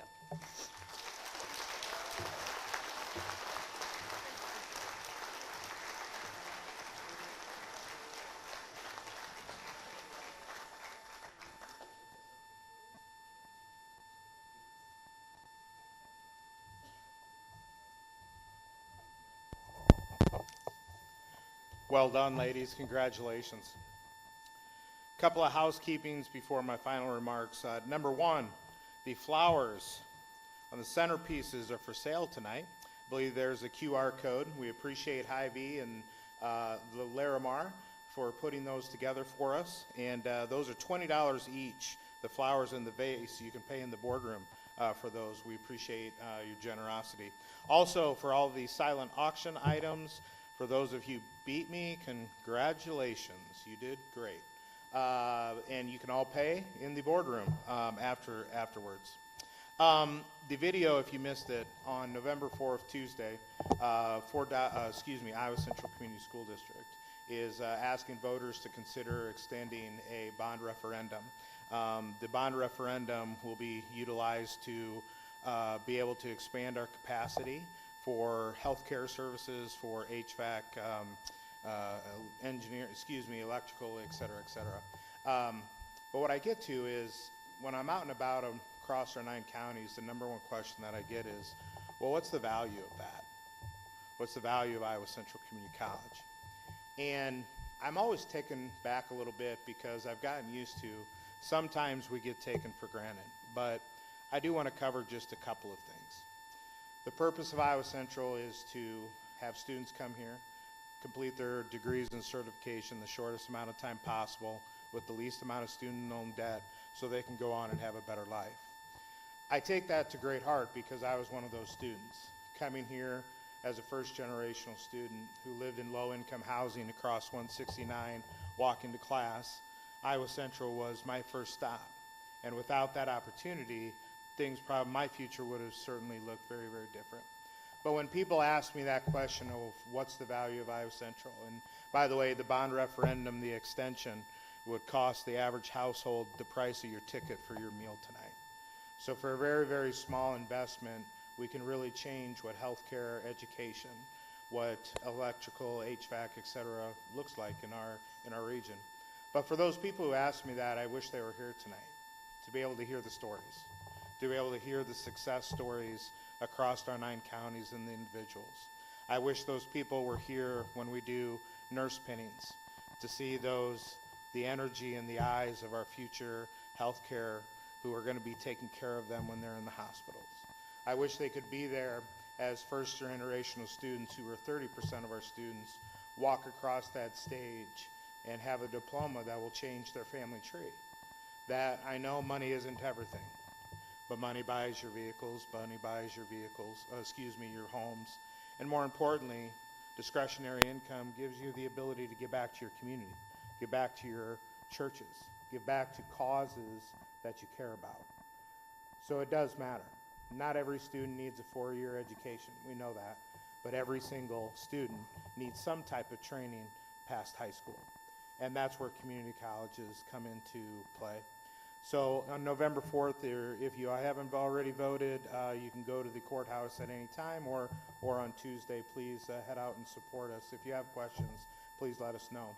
But the big thing I want to make sure everybody understands is tonight is just a sliver of the impact that Iowa Central has, not just economically across our 9 counties, but the opportunity for people to have a better life and the relationships that we create here, the care. You know, we're large enough to be able to provide all of the services and all the programs that people would ever need to have a better life. but they're not just a number here. We know them, their faces. We know their families. We know their backgrounds. We know where they come from. And as we often say, we want them to be proud of where they come from because it's part of who they are. But we also want them to be very, very proud of being an alumni of Iowa Central Community College. And hopefully that has allowed them to have a better life. Thank you so much for your generosity. Again, congratulations to all our inductees tonight, and please drive home safely. Thank you.